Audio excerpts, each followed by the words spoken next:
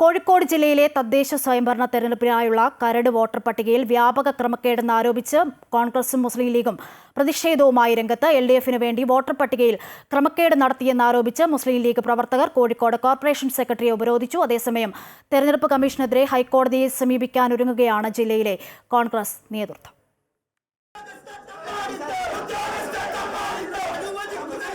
LDFന്റെ തുടർഭരണം ഉറപ്പാക്കാൻ വോട്ടർ പട്ടികയിൽ വ്യാപകമായി ക്രമക്കേട് നടത്തിയെന്നാരോപിച്ചാണ് കോഴിക്കോട് കോർപ്പറേഷൻ സെക്രട്ടറിയെ മുസ്ലിം ലീഗ് പ്രവർത്തകർ ഉപരോധിച്ചത്.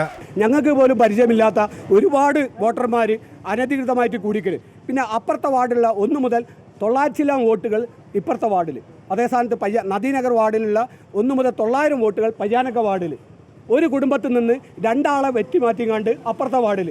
ഇത് ആരടിസ്ഥാനമാക്കിയിട്ടാണ് ഈ വോട്ടർ പട്ടിക ഉണ്ടാക്കിയത്? ഇവർ സെക്രട്ടറിയെ ഉപരോധിച്ച പ്രവർത്തകരെ പോലീസ് അറസ്റ്റ് ചെയ്ത് നീക്കി. വോട്ടർ പട്ടികയിൽ പരാതികൾ ഉണ്ടെങ്കിൽ പരിഹരിക്കാൻ കോർപ്പറേഷൻ സെക്രട്ടറി സർവകക്ഷി യോഗം വിളിച്ചു ചേർത്തിട്ടും ജനാധിപത്യം അട്ടിമറിക്കാനായാണ് മുസ്ലിം ലീഗ് ശ്രമിക്കുന്നതെന്നാരോപിച്ച് LDF കൗൺസിലർമാരുടെ നേതൃത്വത്തിൽ പിന്നീട് കോഴിക്കോട് കോർപ്പറേഷനിൽ പ്രതിഷേധ പ്രകടനവും നടന്നു. ജോലി തടസ്സപ്പെടുത്തിയതിനെതിരെ കോർപ്പറേഷൻ ജീവനക്കാരും പ്രതിഷേധിച്ചു.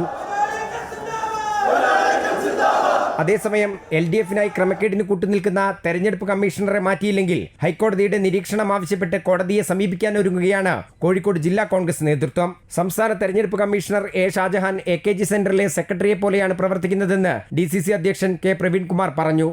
ഇത് ഇലക്ഷൻ കമ്മീഷണറായ ശ്രീ ഷാജഹാൻ AKG സെന്ററിലെ സെക്രട്ടറിയെ പോലെയാണ് ഇപ്പോൾ പ്രവർത്തിച്ചുകൊണ്ടിരിക്കുന്നത്. നിരവധിയായ ഉദ്യോഗസ്ഥർ ഇയാൾക്ക് കൂട്ടുനിന്നുകൊണ്ട് തെരഞ്ഞെടുപ്പ് പ്രക്രിയകൾ അട്ടിമറിക്കാൻ ബോധപൂർവമായി നേതൃത്വം നൽകുന്നു.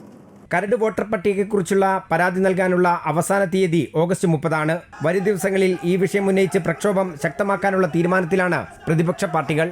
അമൃത ന്യൂസ്, കോഴിക്കോട്.